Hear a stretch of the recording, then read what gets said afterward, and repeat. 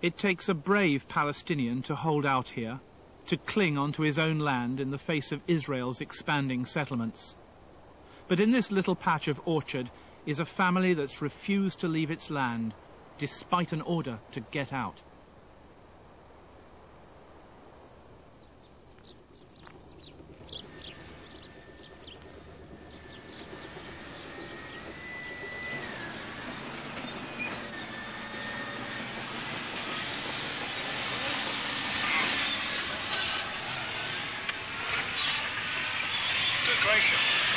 What's happening, Suleiman? As you see now, they are digging the land here.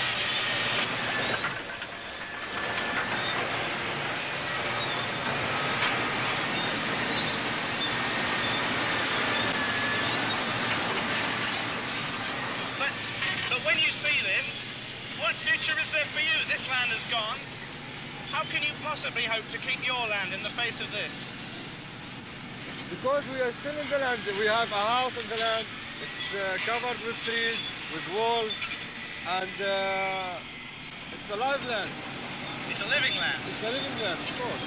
Mohammed Khatib and his son have been told to leave their home to make way for a settlement for Jews, some of them from as far away as Russia.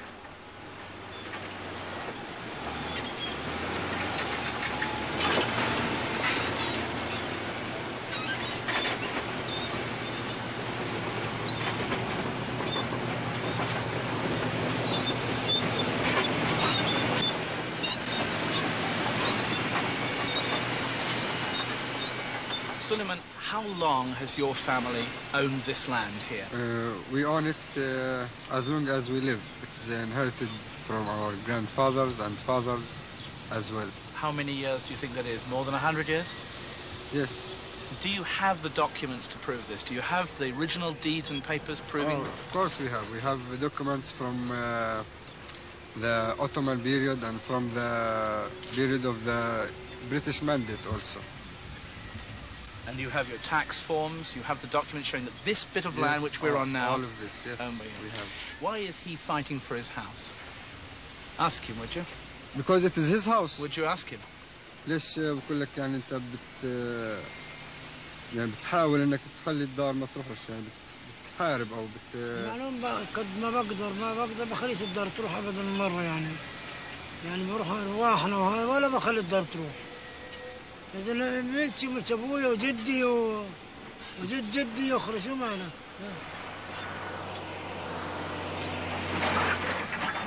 شوفك قلبي لا بناكل ولا بنشرب ولا بننام والله المرض طب فينا ومراضة هيوتنا من اللي جرالنا يعني أخرى الواحد يطلع من داره ومن بيته وين نروح لنا قدرة نروح نقعد في دور الناس إحنا معيلين وختيار بحر عليه عاجز وإحنا عجز ومراضة مش ظلم هذا اللي إحنا فيه. Suleiman, what is this document we have here? It's a warning for us to leave the house, to leave our house. This is the official notice to quit? Yes.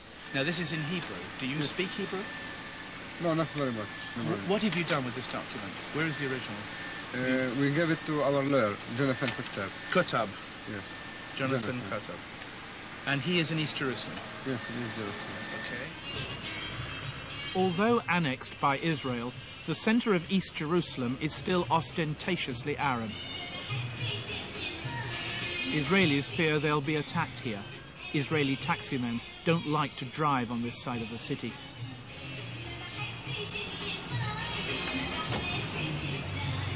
Palestinian Center for the Study of Non-Violence, that sounds promising. Jonathan Kutab, there's our man. He was given a charge sheet saying that he has to turn over his property to the state. But you see, it was needed for a public purpose. Public purpose meaning? Hospitals, schools, roads, something that benefits the community. So we were told that the public purpose was a special scheme for building your own home.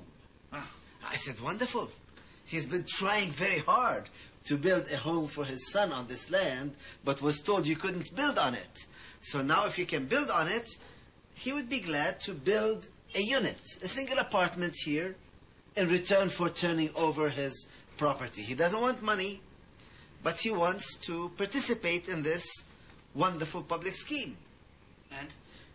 Well, he was told I'm afraid you're not a member of the public we intend to serve, because the only people who are entitled under this program are either new immigrants or those who have served in the army. But you can't serve in the army. Well, he said our army. This has to be the Israeli army. If the purpose for which this confiscation occurred is to serve Jews and Jews only, and excludes him, we object.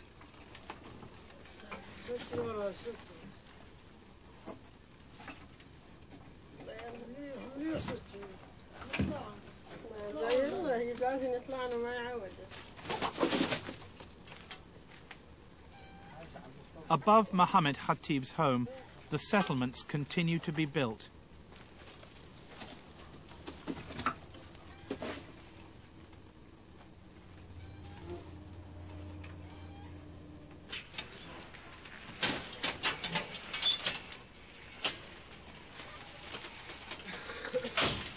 And among the settlers moving in are Europeans. Sonia Layani was born in France.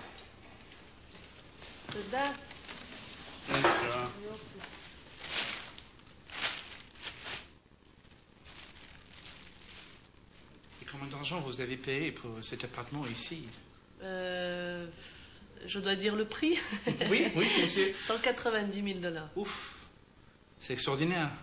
Très bel appartement, 6 pièces, avec deux balcons et un très grand jardin.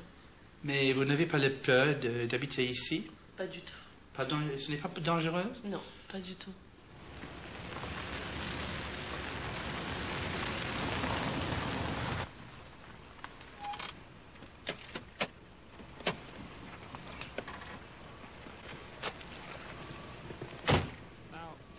Mickey Molad is head of the Settlements Residents Association. About Arabs and Jews, and here I'll let you understand a bit of the geography. Over here where the minaret is, the mosque, this is a village which is outside of Jerusalem. And it's obviously an It is an Arab village, Muslim. It's called Khizmeh. In front of us you see your build your own house scheme, where we see on the right hand of it, we see an Arab house, and he was owner of part of the land, and he wanted to buy... Mr. Molad has been following the story of Mohammed Khatib and the Palestinians' efforts to keep his land. So he went to court Because he said, it's part of my land, I'm willing to pay for it again, but I want the right to buy on it, and now it's in court, and we will wait and see. It will be very interesting. Because he's an Arab, he's not Jewish. do you think it's fair that it's still in the courts? I mean, shouldn't the Israelis just say, fine, this man wants to be with us? If you talk fairness, maybe you're right, but we live in a society where there are certain laws, and if I would have been him, I wouldn't even try to go and live within a dense Jewish settlement. It won't fit in, there will be problems.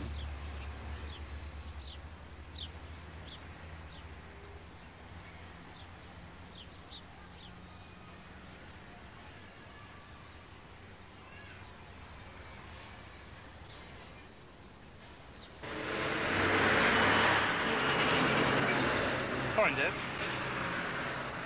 Heather, hi, it's Robert here. How are you? Fine. Listen, I'm going to be going up to Acre from Jerusalem. Yes.